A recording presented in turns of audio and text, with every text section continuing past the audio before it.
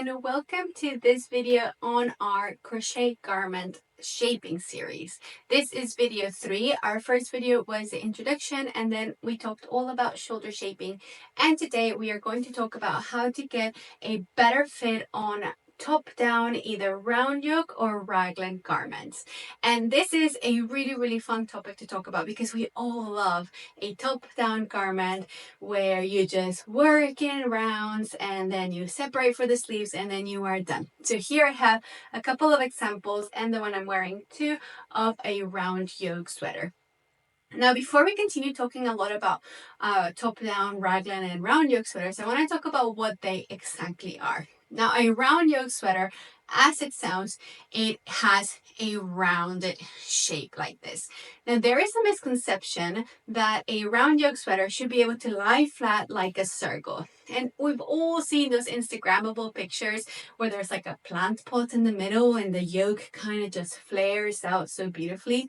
Now, those pictures are either manipulated where all the excess garment is behind the plant pot, or that maker just happened to get lucky to make a size in which that kind of flaring happens, or that picture was made before your garment started taking better shape. But most round yoke garments should not be able to lie flat by the time you get to the end of the yoke. All right, we are not a box. We are not, just a geometrical shape. We are people, we have shapes, and by creating a whole circle around your body, you would have way too much excess fabric around here. So you want it to start sloping down and to start becoming more cone-like instead of circular all the way around. All right, so by the time you get to here, you should not be able to lie it flat, because if you do, then you're going to have a lot of excess fabric in places, or you might have you made a size too large for you. So just keep that in mind. A raglan jumper, on the other hand, works more of on a corner system. So you start at the neck, and usually they work top down, but not necessarily, by the way, all right? So for a raglan, you have your 4 raglan corners and you increase on your corners at a certain rate. We will talk about raglans in the future so that you guys know how to make them a little bit better.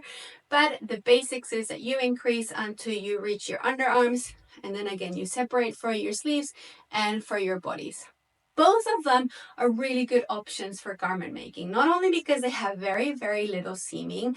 Sometimes you might have to sew at the underarms, but most of the time there's absolutely no sewing involved, no finishing other than blocking, which is my favorite way to make a garment. Another benefit of working this kind of garment is that you can try it on as you go, which is wonderful. You can decide how long you go on the body. You can decide how long you go on the sleeves. You can even decide how deep your yoke is, because if you wanted to add a couple more rows, it would be very much doable. All right. Now, there is one big issue with these garments, and that is because, again, we are not geometrical figures. When you put it on, a lot of the times you will be choked at the front and your back will be very much exposed. So with this garment, you can very obviously see what I mean about choking or your back showing. So imagine if I didn't have the short rows here, that red row would be my first row of the neckline, and look how exposed my back would be without those short rows. And that is not something I want in my garments. And sometimes it works. Sometimes when you have a wide neckline and you want it to just kind of be summery and breezy and exposed, it might work to not have any kind of back elongation. But what we are trying to do is to create garments that fit better. So if you want to do that, then this is how you implement these techniques to create a longer back for a better fit. So elongating the back not only solves the problem of being choked and having your back exposed, but it also helps your garment fit better, so that you don't have to be adjusting it constantly and just be out of place. All right, it just kind of pulls it forward and it is super effective. there's a few ways to do the back elongation and a couple that are my favorite, but I will tell you all of the ones that I've tried before and why they are great and why they are not so great. Now, the first one is to simply elongate the back at the end of your yoke. This means you have finished your yoke, either raglan or round yoke, and then you pick your back stitches and you simply make those stitches deeper. So you work a couple of back and forth rows on the back, and then once you have that, you continue with your whole body.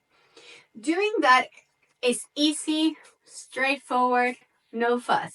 The only issue with that is that by adding length at the back right here, you've also made the armhole or the sleeve hole bigger. So you have to consider that at the moment of adding length to the back, just straight flat like that.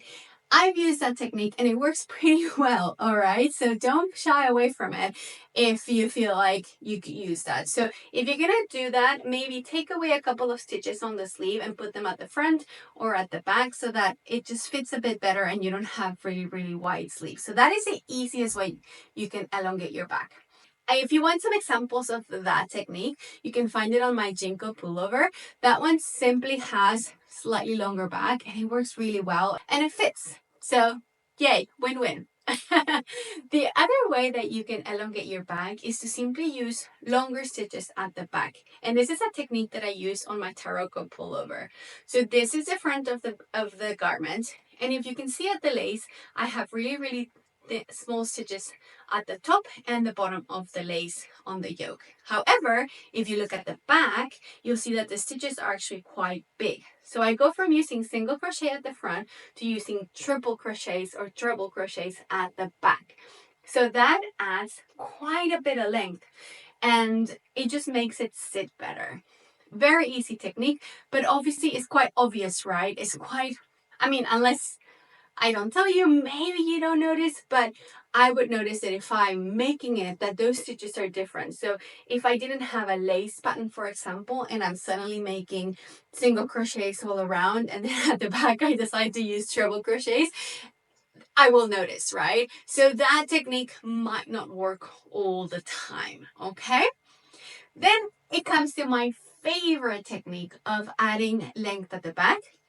And it's my favorite, not only because it's really effective, but because it's also really, really pretty, which is adding short rows. Like I said in the last video, and I will say probably many times in these videos, short rows are not scary, all right? People are really scared of short rows because they sound complicated, but really short rows are rows that are cut short. So you work your row, and instead of finishing your row, you simply stop before you finish your row or your round and you turn around.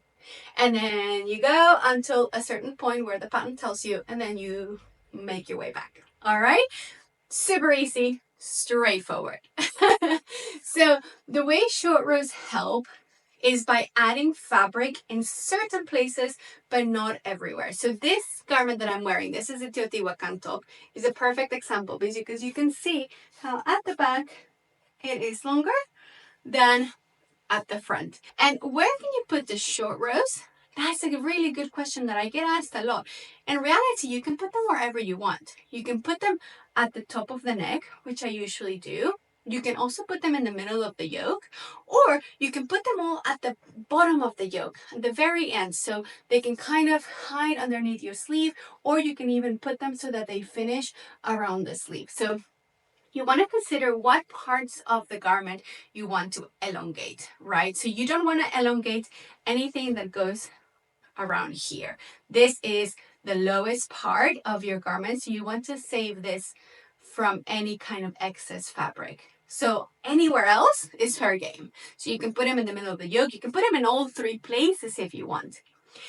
The issue with short rows in crochet is that when you are working in the round, the back of a stitch looks very different from the front of a stitch. So if I decide to work in the round and then I start doing my short rows, it will be very obvious that you've done a back and forth row instead of a round there. So there are a few solutions. The easiest solution that I like to use a lot is to simply use the short rows at the very top. In a garment like this, where it's all color work, I don't want to add any extra bits in the middle. So this solves the problem. If you wanted, you could also do a back and forth through the whole garment. So even if you're working in rounds, you simply join your round and turn around, which is what I do with kande. If you guys have made kande or you've seen this garment in places, you will know that I turn around at the end of every round.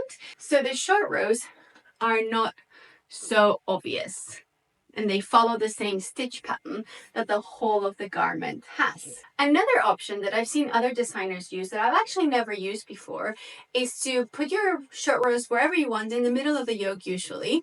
But what they do is that they will work everything on the right side, sometimes even in a spiral.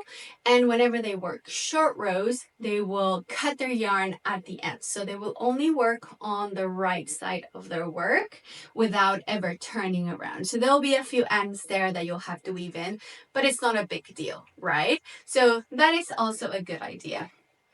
If you are a beginner or if you are adapting a pattern that you already have, the easiest way to do, like I said, is to elongate the back. But if you want to get a bit more complicated and have fun with it, then just add your short rows after your neckline. So whatever it is that the neckline calls for, this is a faux I-cord that I've made here, or I've done a lot of slip stitch ribbing necklines. So after the neckline, you add your short rows. Whenever you're doing short rows in knitting, there's no usually any increases on the short rows at the back of the neck, because knitting has that ability to just kind of expand in a seamless way. Well, crochet has a bit of a harder time because it's a stiffer kind of fabric. So I usually do add some increases on my short rows at the back of the neck, just so that it sits a bit flatter.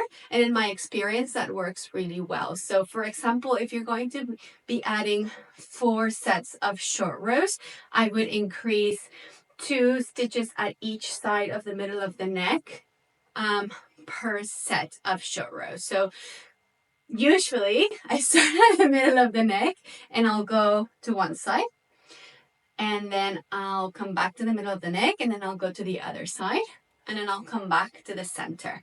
And in that is a short row set. So even though there's officially like 3 rows, because you go and then you come back to the center and keep going and then you come back, it's only a thickness of 2 rows. So that is a short row set. So in each short row set, I would increase 2 stitches at each side of the neck, so 4 stitches total. So if you're going to be doing 4 short row sets, that will be 4 times 4, 16 stitches that you will be increasing. So think about how many stitches you need to have on your first row of your yoke, and how many stitches you need to do for your neckline. So play with it. It might be a little bit of effort to try to figure out the maths, but it is really, really worth it. And again, if you don't want to figure out the maths, don't figure them out. Just add the length at the back of your garment at the end of the yoke. Now, how does that work with a raglan garment? That is a very good question, even though nobody asked it, but here it is. So this is my confetti DK pullover, and as you can see, there are short rows at the back as well, and you can see here very clearly how this is where the increases are, and I've turned and the row ends right there. So I've done the neckline, and then I've done the first row until this increase, and then a bit further, and gone back, done the same on this side, and gone back and gone a bit further on this side. So done all the increases that I have to do wherever I have to do them. And I did that until I was happy with the depth of my neck, and then that's it. Another thing that I've done with this one is elongated the back a little bit, just because that extra bit of length brings it together all the way.